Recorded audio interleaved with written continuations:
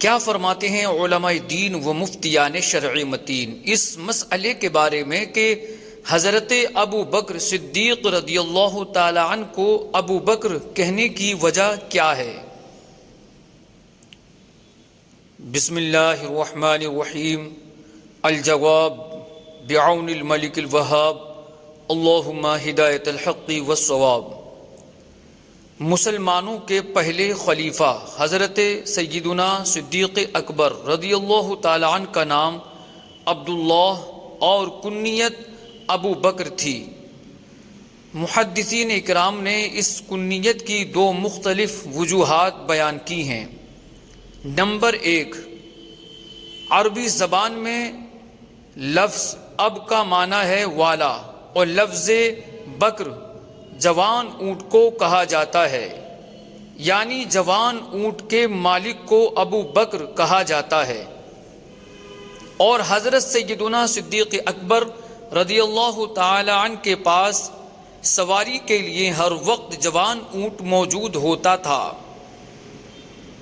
Number 2، عربی زبان میں لفظ بکر اولیت یعنی پہلے آنے کے معنی پر دلالت کرتا ہے، جیسے صبح کے وقت کو بکرہ اور کسی موسم کے ابتدائی پھل کو باکورہ کہتے ہیں۔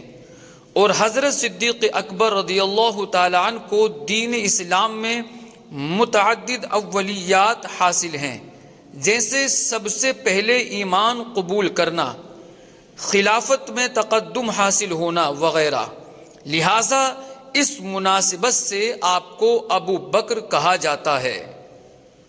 ابو العباس احمد بن محمد فیومی رحمۃ اللہ تعالی علیہ، جن کا سال وفات 770 ہجری ہے، یہ المصباح المنیر میں لکھتے ہیں کہ فتح کے ساتھ لفظ بکر جوان اونٹ کو کہا جاتا ہے، اسی سے کنیت بھی لی جاتی ہے۔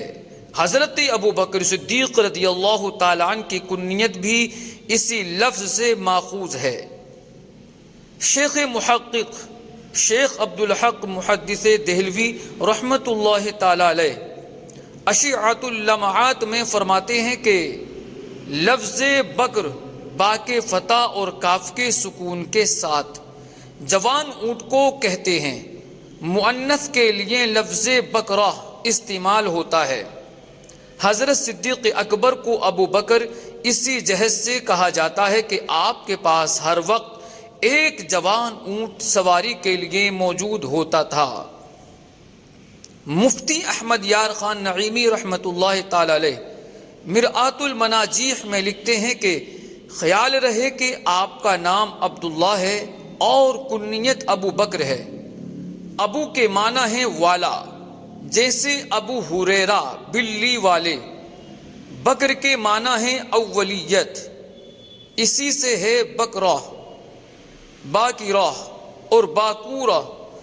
ابو بکر کے معنی ہوئے اولیت والے، چونکہ آپ ایمان، ہجرت، حضور کی وفات کے بعد وفات میں اور قیامت کے دن قبر کھلنے وغیرہ سب کاموں میں آپ ہی اول ہیں، اس لیے آپ کو ابو بکر کہا گیا رضی اللہ عنہ۔